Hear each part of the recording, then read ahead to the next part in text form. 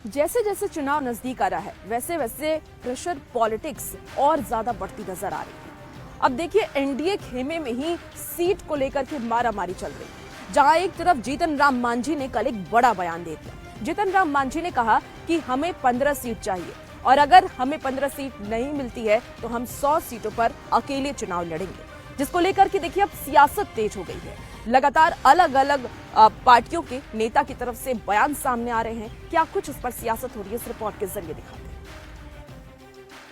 15 seat की बात आती है, 15 सीट हमको मिलेगा तो हम 8 सीट जीत जाएंगे, तो एक क्राइटेरिया ये है, और नहीं तो फिर हम भी 50 या 100 सीट पर लड़ेंगे। एनडीए में सीट शेयरिंग पर केंद्रीय मंत्री और हिंदुस्तानी अवाम मोर्चा के संरक्षक जीतन राम मांझी ने पेंच फंसा दिया है। मांझी ने एनडीए में कम से कम 15 सीटों पर अपना दावा ठोका है। अगर ऐसा नहीं हुआ तो फिर 100 सीटों पर चुनाव लड़ने की बात कही है। उन्होंने कहा कि इस बार उनकी पार्टी का लक्ष्य किसी हाल में मान्यता प्राप्त दल बनना है। इसके लिए आवश्यक है कि पार्टी को कम से कम 8 सीटों पर जीत हासिल और कुल मतों पर 6% वोट मिले। अगर 60% स्कोरिंग सीट माना जाएगा तो भी अगर कहा जाएगा तो 15 सीट की बात आती है, 15 सीट हमको मिलेगा तो हम 8 सीट जीत जाएंगे, तो एक क्राइटेरिया ये है, और नहीं तो फिर हम भी 50 या 100 सीट पर लड़ेंगे।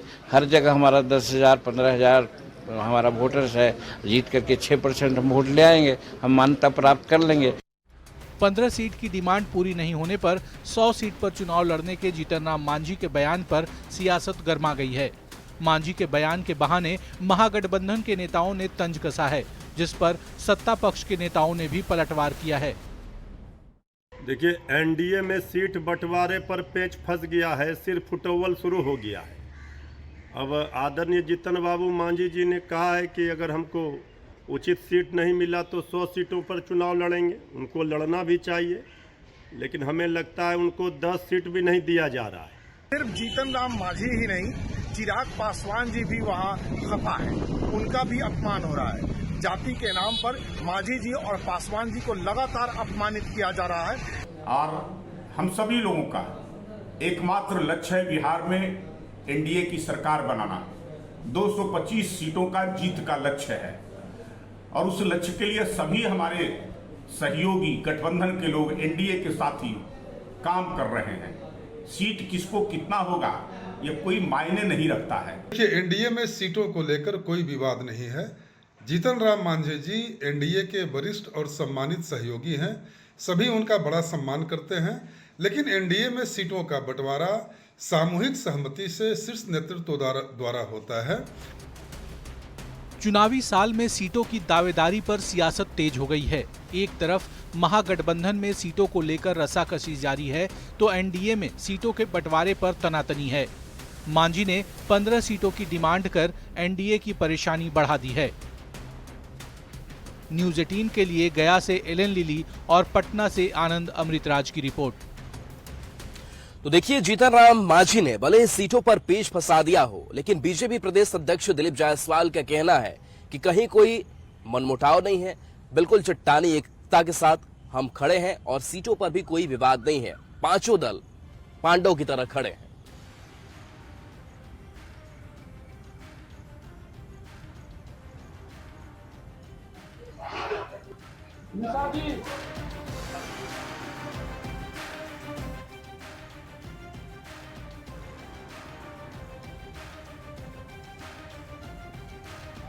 मैं बता रहा हूँ, आप चिंता न करें, सब कुछ अच्छा है।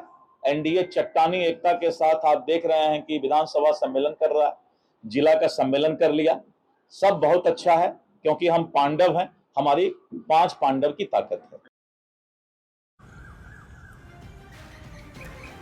देखिए, सीट बंटवारे को लेकर के इन दिनों पार्टियों में रार देखा जा रहा है, जहां एक तरफ एनडीए की तरफ से जीतन राम मांझी ने 15 सीट पर दावेदारी ठोकी है, वहीं महागठबंधन में भी अब सीट के बंटवारे को लेकर के लगातार प्रेशर पॉलिटिक्स की जा रही है। अब भाकपा माले के राष्ट्रीय महासचिव दीपांकर भट्टाचार्य ने बड़ी मांग कर दी है। दीपांकर भट्टाचार्य ने कहा है कि हमें 40 से 45 सीट चाहिए।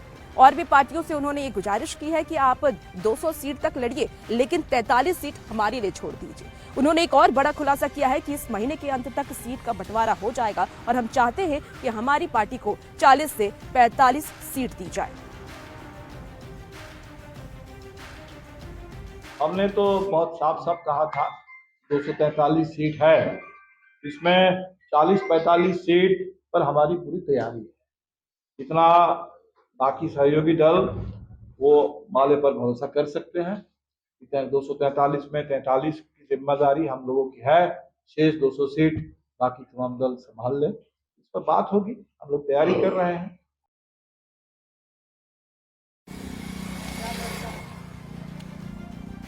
तो देखिए, चुनावी साल में सियासी संग्राम तेज है और इन सब के बीच आरजेडी ने कई गंभीर आरोप जो है सरकार पर लगाए हैं। तो जेडीयू की तरफ से तेजस्वी यादव पर गंभीर आरोप लगा दिए गए हैं। ये रिपोर्ट आपको दिखाते हैं। तस्वीर झूठ नहीं बोलता, ये तस्वीर है। माननीय लालू प्रसाद जी के साथ ये शशिभूषण सिंह है, ब्रजेश सिंह है। तो ये तस्वीर है जिसे दिखाकर जेडीयू नेता नीरज कुमार ये दावा कर रहे हैं कि ये चाल और चरित्र है आरजेडी का। दावा है कि यही वो सबूत है जो बताते हैं कि लालू यादव द्वारा अपराधियों को संरक्षण दिया जाता था। बिहार विधानसभा चुनाव से पहले सियासत गर्म हो गई है। जेडीयू और आरजेडी आमने सामने हैं। जेडीयू तेजस्वी पर अपराध का सिंडिकेट चलाने और अपराधियों को संरक्षण देने का गंभीर आरोप लगा रहा है। बात निकली तो लालू यादव हत्याकांड का जिक्र भी हुआ। दावा है कि जिस लालू यादव से मिलने तेजस्वी गए थे उस पर लगभग 36 केस दर्ज हैं। तेजस्वी यादव कहते हैं कि सरकार पोषित अपराधी है और उनकी पत्नी कहती है कि जमीन के विवाद में हमारे पति की हत्या इन लोगों ने षड्यंत्र करके करवा दिया। लालू यादव की पत्नी बोल रही है कि षड्यंत्र इस सवाल पर हुआ कि जमीन का विवाद था, और तेजस्वी यादव बोलते हैं कि सत्ता के द्वारा अपराध हो रहा है। तो जरा देख लीजिए, इनका चेहरा जरा देख लीजिएगा। नीरज कुमार ने आरोपियों के आरजेडी कनेक्शन भी गिनवाए। कहा एक आरोपी ब्रजेश सिंह आरजेडी नेता है, दूसरा आरोपी शशिभूषण शहाबुद्दीन का चुनाव एजेंट रह चुका है। लालू के साथ की तस्वीरें भी दिखाई। साजिशकर्ता में जो नाम है ब्रजेश सिंह, शशिभूषण राय, इन दोनों का जरा परिचय जान लीजिए। ब्रजेश सिंह राष्ट्रीय जनता दल का नेता है, शशिभूषण राय दिवगन शहाबुद्दीन के परिवार में जो चुनाव लड़ते थे उनके 3 बार इलेक्शन एजेंट रहे हैं। वहीं आरजेडी ने पलटवार किया। प्रवक्ता मृत्युंजय तिवारी बोले, बिहार में अपराधियों के हौसले बुलंद हैं। अस्पतालों में घुसकर गोलीबारी हो रही है। सरकार अपराध रोकने में नाकाम है और आरोप बेवजह तेजस्वी पर लगाए जा रहे हैं। अपराधी राज, गुंडा राज चलाने वाले श्री तेजस्वी यादव जी पर बेबुनियाद अनर्गल आरोप लगाकर बच नहीं सकते। अपराधियों के तांडव से बिहार करा रहा है। अपराधियों का संरक्षण सरकार दे रही है और ये ज्ञान दे रहे हैं। अभी जनता जो है पाई पाई का हिसाब लेगी। बिहार चुनाव से पहले आरोप प्रत्यारोप का दौर काफी तेज है। जेडीयू तेजस्वी यादव को अपराध का सरगना बता रही है तो आरजेडी नीतीश सरकार को निकम्मी कह रही है। यानी साफ है, चुनावी जंग में अब अपराध और राजनीति सबसे बड़ा मुद्दा बन चुका है। न्यूज़ 18 के लिए पटना से धर्मेंद्र कुमार के साथ संजय की रिपोर्ट।